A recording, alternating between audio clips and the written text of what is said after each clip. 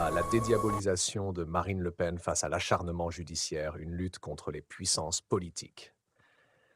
La dédiabolisation de Marine Le Pen semble se heurter à un mur face à un système judiciaire acharné et à des procureurs au style autoritaire, presque stalinien. Les résultats des élections européennes et du premier tour des législatives ont renforcé la contestation contre ce que certains appellent l'anti-France. Tous les moyens semblent bons pour empêcher le peuple de s'exprimer librement et pour l'empêcher de mal voter à nouveau. Bien que l'on ne soit pas encore arrivé à l'extrémité d'un assassinat à la manière de Trump, les méthodes employées se ressemblent. Calomnie, manipulation médiatique, harcèlement judiciaire et manœuvres électorales.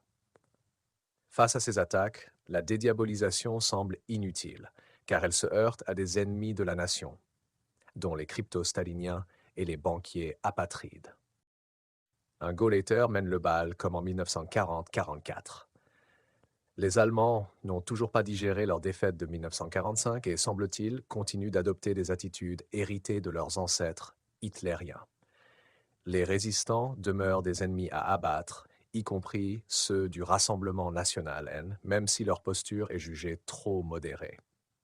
L'influence de Martin Schulz, ancien président socialiste du Parlement européen, met en lumière la domination de l'Europe par des figures liées à l'héritage du Quatrième Reich qui poursuivent leur ambition de suprématie germanique. L'hostilité à l'égard du RN s'est intensifiée, se manifestant par des dénonciations et tentatives pour faire tomber Marine Le Pen et ses alliés politiques. Marine Le Pen, avocate de formation, est confrontée à un procès manifestement politique, où les accusations sont alimentées par des préjugés idéologiques. Le procès, présidé par Bénédicte de Pertuis, inspiré par Eva Joly, a débuté le 30 septembre. Dès le début, il est devenu évident que l'impartialité des juges était sérieusement mise à mal par un comportement partial.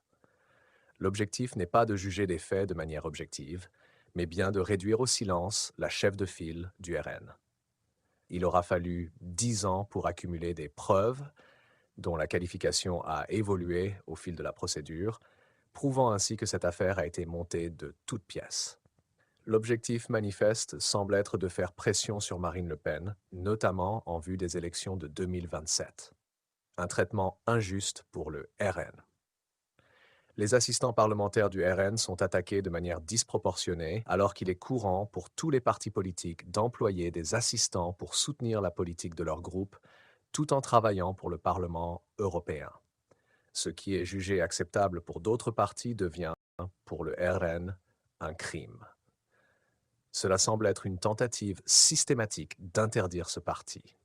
Le système judiciaire semble manipuler les accusations, étendant les griefs des députés à leurs assistants et falsifier les preuves pour condamner sans fondement. Des méthodes dignes des tribunaux spéciaux de l'occupation.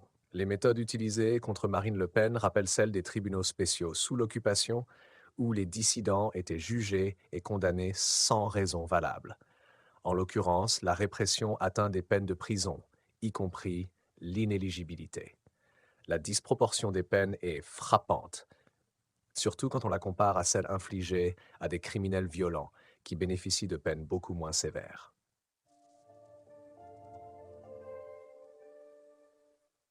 Une manipulation politique claire. Il devient de plus en plus évident que le procès de Marine Le Pen et du RN n'a rien à voir avec la justice, mais relève d'une manipulation politique.